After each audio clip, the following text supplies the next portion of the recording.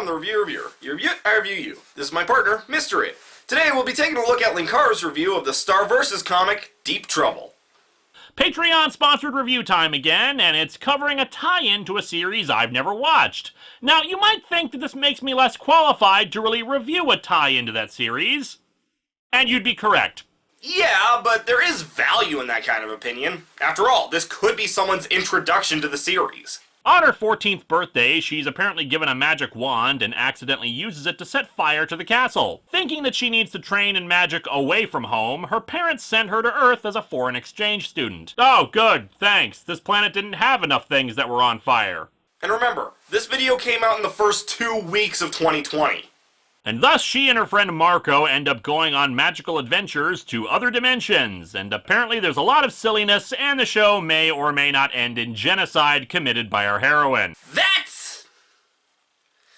is a complicated issue.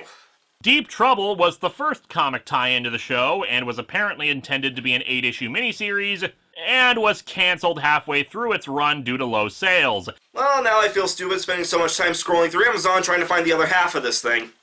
Having a magic wand and all, Star elects to have the room cleaned by a group of kittens that she summons in little maid costumes. It is adorable, and I approve. Linkar not revealing the disappointment he feels in his own cats for not helping him clean up. However, the graffiti is not the thing that's gotten Ponyhead in the local jail, which is called the Waterfolk Cannery. Are they gonna turn her into food? Hey now, horse meat is actually more healthy than beef. So they arrive at Ponyhead's cell, and indeed, she is literally a floating head of a unicorn pony. Man, the next My Little Pony generation is weird.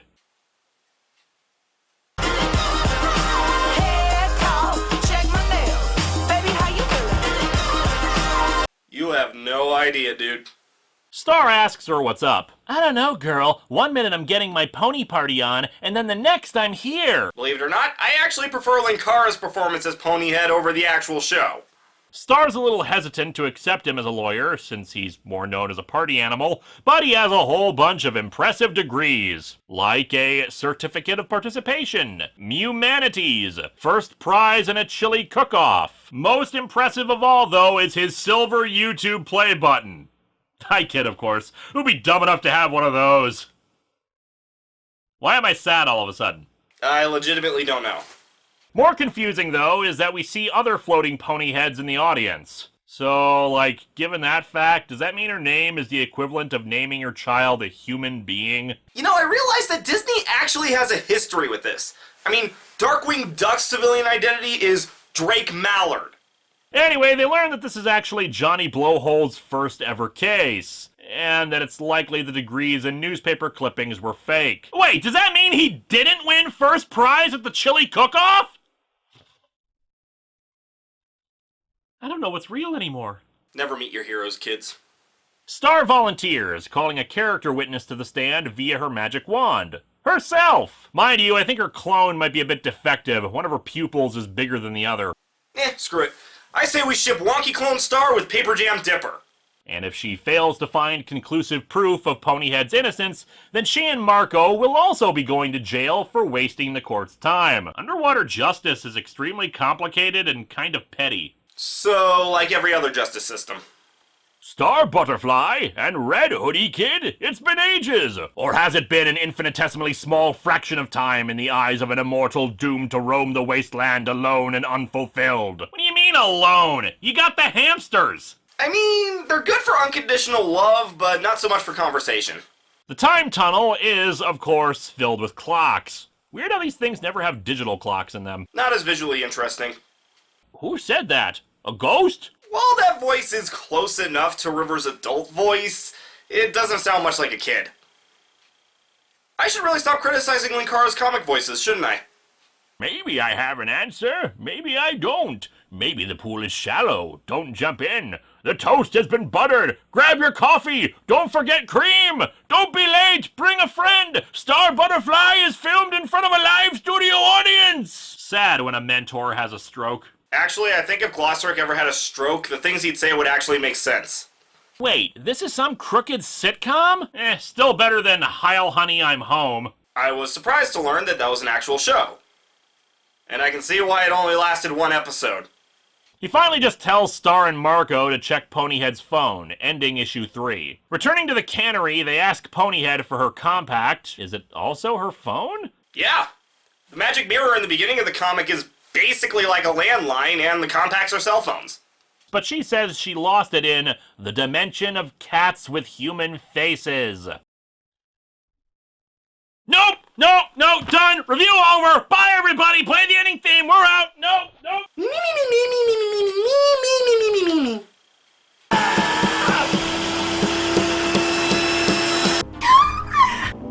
No! I am not your cutie pie! Not the bath! Not the bath! Sometimes I wake up in the middle of the night, and there's a hairball next to my pillow. I have been informed that it is not anything jellical, so we're safe. I wouldn't say safe. Look away. Marco is against going there. Is his last name Killjoy? Well, his nickname at school is the Safe Kid.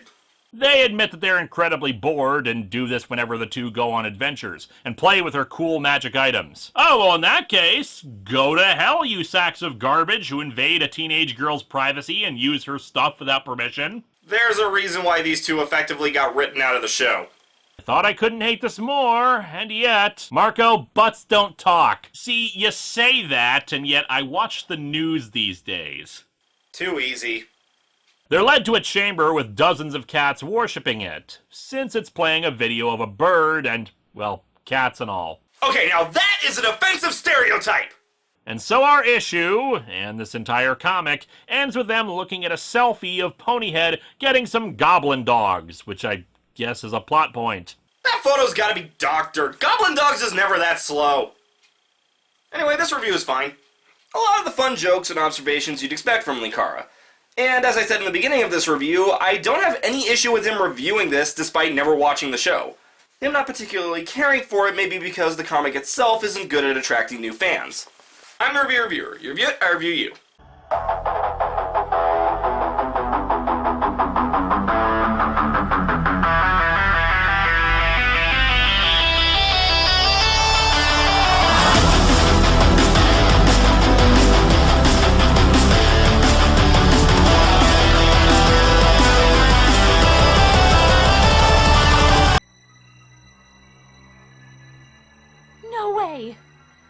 You're... me? I was you once, yes. Mystiss, get a load of what she's wearing. Well, the black color scheme is nice, but I don't... No, not that. Look closer. The Blade of Tinge? The Draconica? And the hat must be Merrick's helm. You have the entire triad? Yes, what of it? Then why are you so hellbent on trying to take it from us when you have your own? Insolent fool. I never cared about acquiring the triad for myself. My only concern is keeping it away from you. But what did we ever do to make you distrust us so much? Ah! Oh my god. I see you've managed to answer your own question. You're the Mystiss who killed Mr. It in the other timeline. Indeed. But why? You see, when Disfavor kidnapped the two of you, I took it upon myself to mount a rescue. I managed to follow you two into a dimension called the Timeless Waste, a place where time moves accelerated and yet not at all. I thought it would be a simple matter of arriving and taking you home, but that wasn't the case. By the time I arrived, the takeover had already happened. Me, me, me, me! Me, me, me, me! Mr. It had used my master's power to conquer the dimension. When I finally found the two of you, I tried to get you to see reason.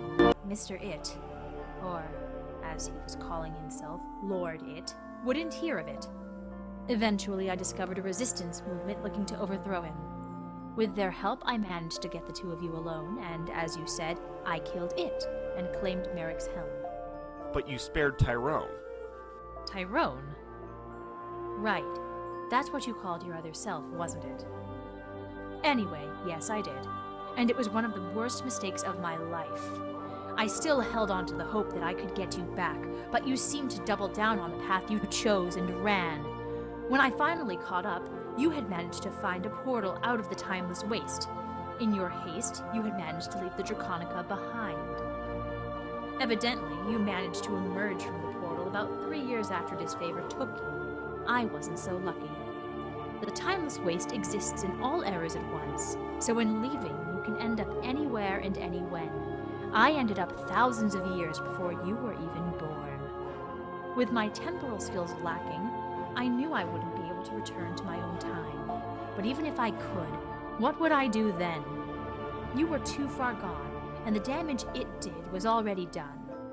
Then I thought, maybe I could use this as an opportunity. With my own triad in hand, I created a new identity for myself. I founded the Multiversal Magic Council.